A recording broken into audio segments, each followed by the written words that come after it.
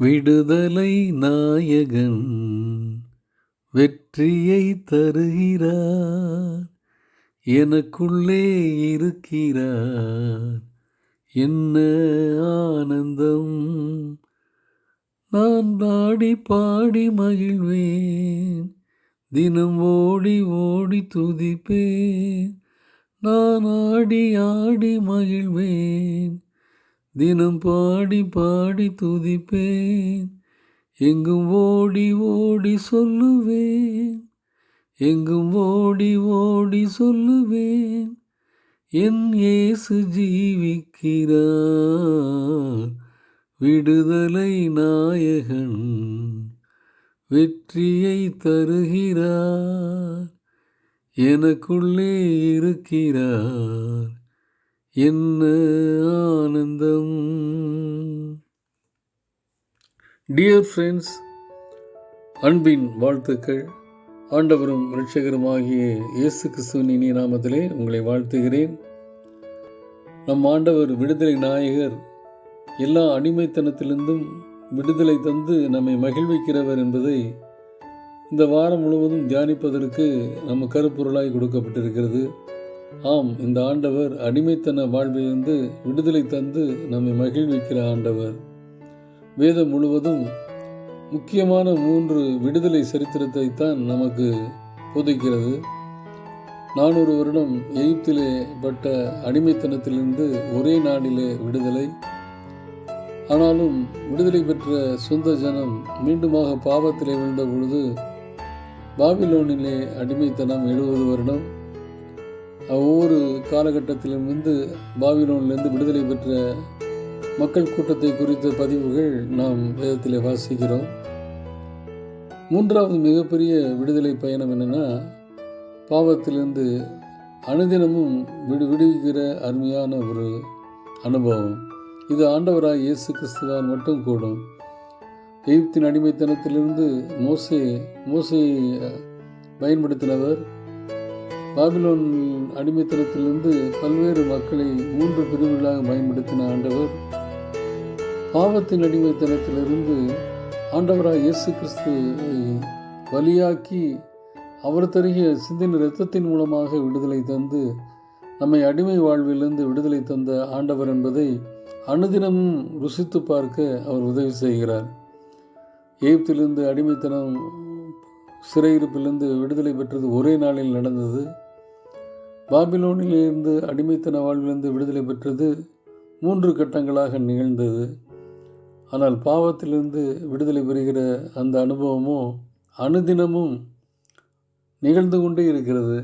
அதற்காக ஆண்டவராக இயேசு கிறிஸ்து தன்னுடைய தூய இரத்தத்தை சிந்தினார் என்பதுதான் நமக்கு கொடுக்கப்பட்ட மிகப்பெரிய ஸ்லாக்கியம். இந்த இரத்தத்தினாலே கழுவப்படும் பொழுது பாவத்தின் அடிமைத்தனத்திலிருந்து அதன் சிறையிருப்பிலிருந்து நான் விடுதலை பெறுகிறேன் என்கிறதை அனுபவித்திருக்கிற நான் மற்றவர்களுக்கும் ஓடி ஓடி சொல்ல வேண்டும் என்பதுதான் ஆண்டவராக இயேசு கிறிஸ்துவின் விருப்பம். வேதத்தில் 2 விடுதலை பயணங்கள், விடுதலை பெற்ற காரியங்கள் நமக்கு முன்னுதாரணமாக இருக்கிறது. 2 ராஜாக்களின் புத்தகம் 25ஆம் அதிகாரம் 27வது வசனத்தில் யூத ராஜாக்களின் இறுதி பகுதியிலே யோயாக்கின் என்கிற ராஜா பாபிலோனிலே 38 வருடம் சிறையிருப்பிலே வைக்கப்பட்டிருந்தார். ஆச்சரியமான விதத்திலே அவர் அந்த 38வது வருஷத்திலே அந்த சிறையிருப்பிலிருந்து விடுதலை பெற்றார் என்பதை வாசிக்கிறோம். அந்த சிறையிருப்பிலிருந்து விடுதலை ஆக்கினவன் யாருன்னா ஏவில் மொராதேக் என்கிற பாபிலோனிய ராஜா. எப்படி இது நிகழ்ந்தது என்று விவரமாக சொல்லப்படாவிட்டாலும் இப்போ அவன் நினைத்தே பார்க்க முடியாத நேரத்திலே யோயாக்கினுக்கு விடுதலை கிடைத்தது மட்டுமல்ல, அவனோடு அன்பாய் பேசினது மட்டுமல்ல, தன்னுடைய சிங்காசனத்துக்கு நிகராக அவனை அமர வைத்து அவனை அன்பு பாராட்டினான் என்பதை பார்க்கிறோம். இது எப்படி நிகழ்ந்தது என்பது சொல்லப்படாவிட்டாலும் ஆண்டவர் விடுதலை நாயகர் ஏற்ற வேளையிலே அவரால் செய்ய முடியாத காரியம் ஒன்றுமே இல்லை என்பதை வேதம் முழுவதும் கற்றுக் கொடுக்கிறார். அதே போல யோவான் எழுதின சுவிசேஷம் 5ஆம் அதிகாரத்திலே 38 வருடம் வியாதியினாலே சிறைப்பிடிக்கப்பட்ட அந்த பெதஸ்தா குலத்தின் அருகாமையில் உட்கார்ந்திருந்த அந்த மனிதனுக்கு ஆண்டவர் அவனே எதிர்பார்க்காத நேரத்திலே, ஆண்டவரை கூப்பிடாத நேரத்திலே தானாக போய் 38 வருட வியாதியின் சிறையிருப்பை மாற்றினார். இன்றைய ஆண்டவர் இன்றைக்கு நம்மோடு கூட இருக்கிறார், உயிரோடு இருக்கிறார்.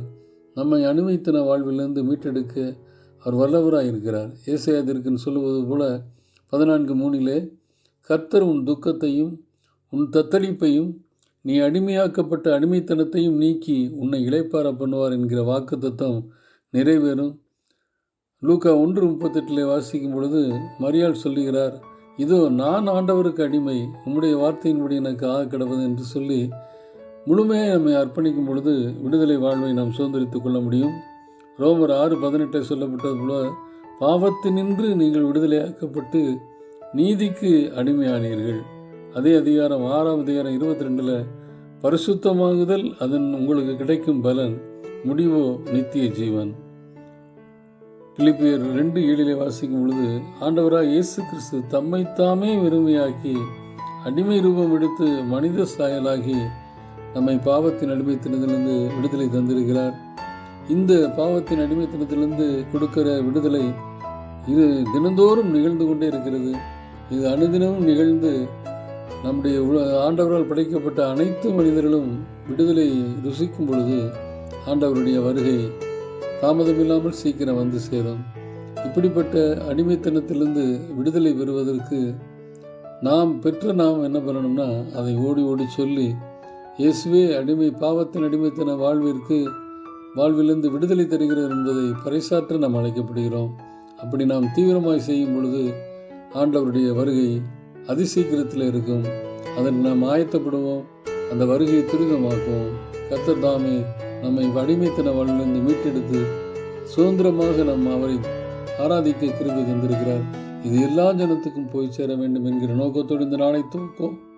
கர்த்தர் நம்மையும் இந்த உன்னத பணிக்கென்று பயன்படுத்துவாராக. ஆமேன்.